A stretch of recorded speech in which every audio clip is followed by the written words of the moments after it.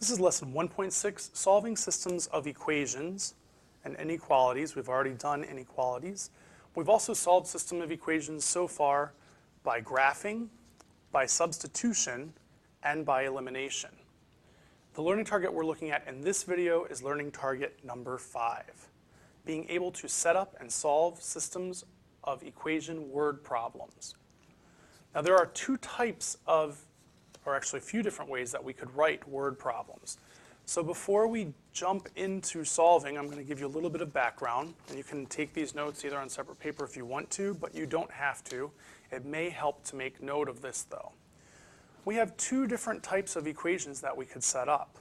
We have standard form, ax plus by equals c, and we have slope-intercept form, y equals mx plus b. You're familiar with graphing both of these forms. Now, in this form, a is a coefficient, b is a coefficient, and c is a constant. M is the slope, b is the y-intercept. What we're actually looking at here, though, is what types of equations might we deal with? Now, normally in this type of problem, we have two variables that have rates. So if we have an equation, a linear equation that have two rates of change, okay? So, or we have, when I say two rates of change, I know that officially when we go to graph it, it's only going to have one slope or a rate of change between the two variables. But I'm thinking about, hey, apples cost $3 and bananas cost $4, okay, which is not accurate, but I have a price that's associated with a certain quantity and a second price associated with a different quantity, and I have a total. So in this, I have two rates and a total. Those types of problems are most commonly set up in standard form. The other type of problem that we have is a situation, maybe you have, you're going to be renting a car, and the car rental fee is maybe $50 for the day plus 25 cents per mile. Well, in that case, if you want to know your total is going to be dependent upon that $50 fee plus 25 cents times the number of miles you drove. So we have one rate. If we have one rate and an additional amount, or maybe sometimes it's a subtraction, then we're going to use slope-intercept form.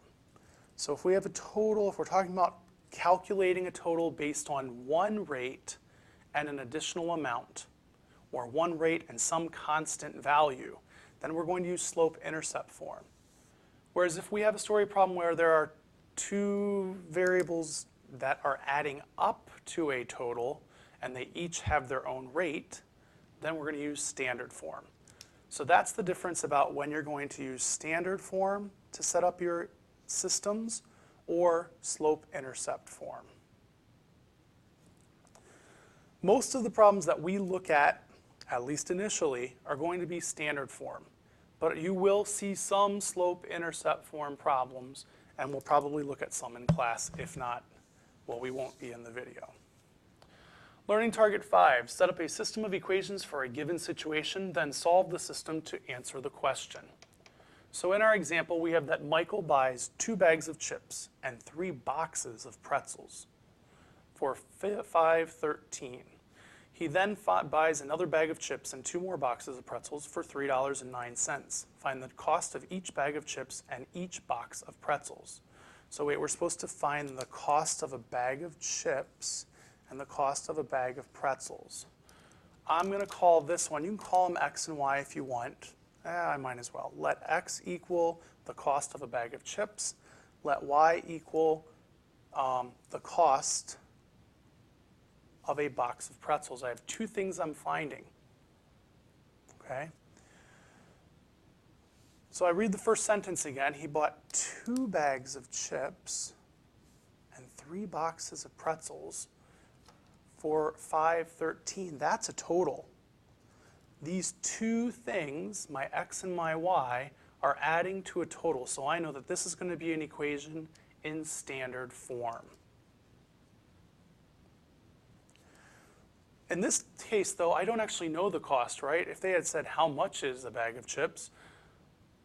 Actually, that is, if they said, here is the cost of a bag of chips, we don't know how many he bought, and here's the cost of a bag of pretzels, we don't know how many he bought, then that rate, that coefficient would be my rate, my price for a bag of chips. It's a little bit different in this context. I actually know the quantity, there's 2, but I don't know the price. So we're going to be solving for that price, but we're going to call that price x and this price y. So I now have 2, because I bought 2 times the price of a bag of chips, plus 3 boxes times the price of a bag of pretzels. And when you add those 2 amounts together, it was a total of $5.13. The next sentence says, he then buys another bag of chips. So wait, that means he's buying 1 more bag of chips and 2 more boxes of pretzels, and it only cost him $3.09. So he has 1 bag of chips, so 1 times the price of chips is going to be how much he's spending this time on chips, plus 2 times the cost of pretzels, and that adds to a total of $3.09. So here is our system. Well, we have 2 equations in standard form. I'm thinking elimination is going to be the easiest way to do this. Unfortunately, it will involve decimals, but good news, you get to use a calculator, and most of you can do them without it anyhow. I want these to be opposites. So in that case, this is already a 2x. So here's part of my answer, my system right here. Okay, I'm going to set it up over here so I can solve it. 2x plus 3y equals $5.13. 1x plus 2y equals $3.09. What I'm going to do is, this is already 2, I want this to be a negative 2x. So I'm going to have to multiply my bottom equation by negative 2. So my top equation is still 2x plus 3y equals 5.13. My bottom equation becomes negative 2x minus 4y equals, that's going to be negative 618. 6.18.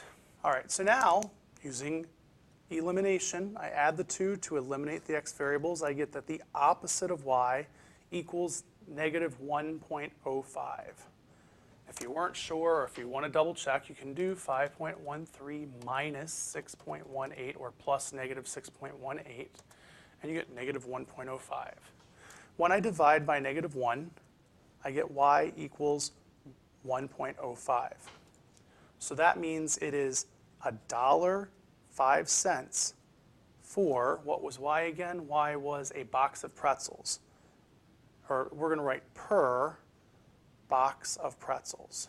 $1.05 per box of pretzels.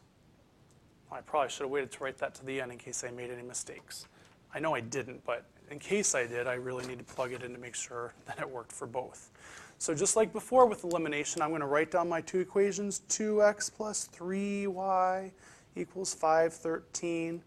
My other one, though, I'm going to just write x plus 2y equals 309, because I'm going to use that to check my original. So I have 2x plus 3 times y equals 513. I'm going to figure out what x is, and then I'm going to plug the x and y into here to make sure that it's still balanced. Then I know it's the solution to both. Since my value for y was 1.05, here's where you might want your calculator. That's going to be 315. But just to double check, 3 times 1.05, 315. All right. I'm going to subtract 315 from 513. So I have 2x equals $2, and I'm just going to do this real quick. 513, sorry, I should actually be doing plus negative so I don't mess this up. Plus negative 3.15 or minus, doesn't really matter, 1.98. Divide that in half. I get 99 cents. X equals 0.99. So I think that a bag of chips is only 99 cents. They mustn't be including tax in any of this. I think that's outside of the problem. So we've got 99 cents, so I'm going to put 99 in for X, and my Y was 1.05, and this better be balanced, because if it's not, then either my arithmetic is wrong or my solving was wrong. So I have 0.99 plus 2 times 1.05, which in fact is $3.09.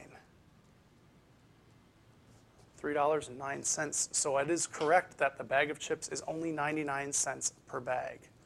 So 0.99 per bag of chips. We could write an ordered pair, but we're not just solving a graph or finding out a point of intersection. We're finding the prices that are at play in both of these equations, the price of the bag of chips and the price of the bag of pretzels that make both these equations true. So we need to label our answers in the context of the story problem. For our next example, we have the following problem. At a restaurant, 4 people ordered fried crab and 4 people ordered a cup of gumbo, with a total bill of $31. If only 2 people had ordered crab and claws and 1 person ordered the gumbo, the bill would have been $12.25. How much is each order of fried crab claws and fried cup of gumbo? How much is each order?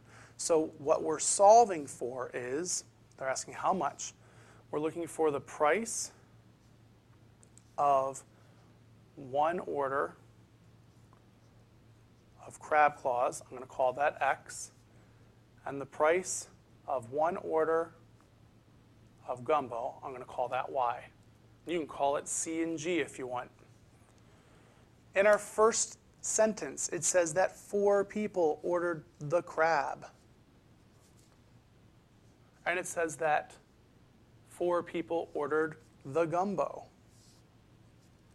And they had a total bill of 31. So I have a multiplier on both my variables and a total. So once again, I'm going to use standard form. 4x plus 4y equals 31. I don't know what the price is, but 4 people times the price, 4 people times the price of gumbo, total bill's $31.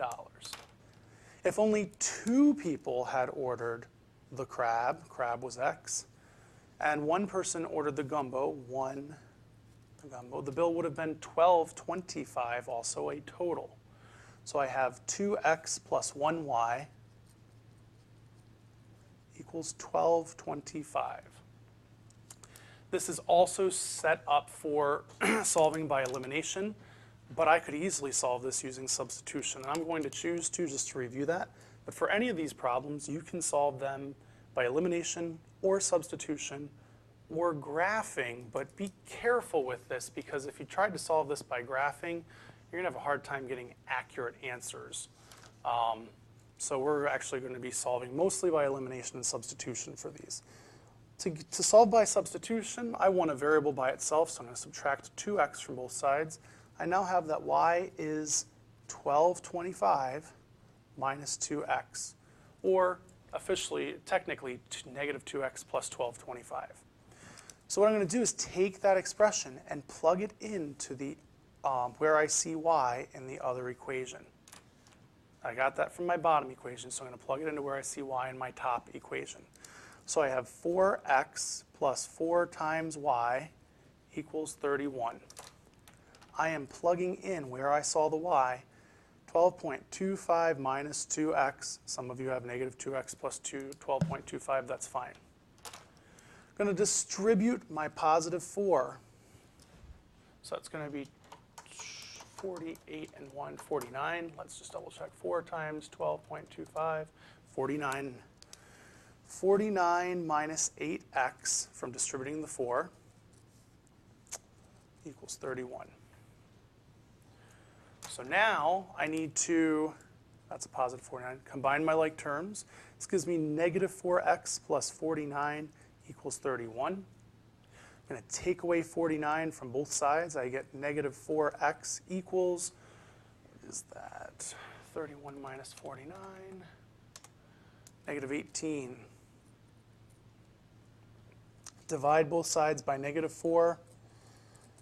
That's going to go in 2 2/4. No, not 2, 4. 4 2/4, so 4.5. I'm going to write it as 4.5. I would probably leave it as an improper fraction, which would be 9/2 if it didn't work out to be an even decimal in terms of having, it's not an ongoing decimal. If it were not a finite decimal that I could take all the decimal places, I'd want to leave it as an improper fraction until I get my final answer. What does this mean? This means that, how much is an order of fried crab? That's our variable x. This means that crab claws, 1 order of crab claws, is probably $4.50, which is grossly unrealistic. But maybe I solved wrong. So let's plug it into both equations, and hopefully I know I set those up right, but plug it into both equations to see if we get the same price for the gumbo. So we said $4.50 for crab claws. So that's our x. If I do 4 times 450 plus 4y equals 31, and then my other equation, I'm going to have 2 times 450 plus whatever y is should equal 12.25. On this one, 4 by 450, that's 16, it's $18. Yep, $18. Take away 18 from both sides. We've got 13, 4y equals 13. Uh-oh, this isn't looking good, but it is money, so we might be okay.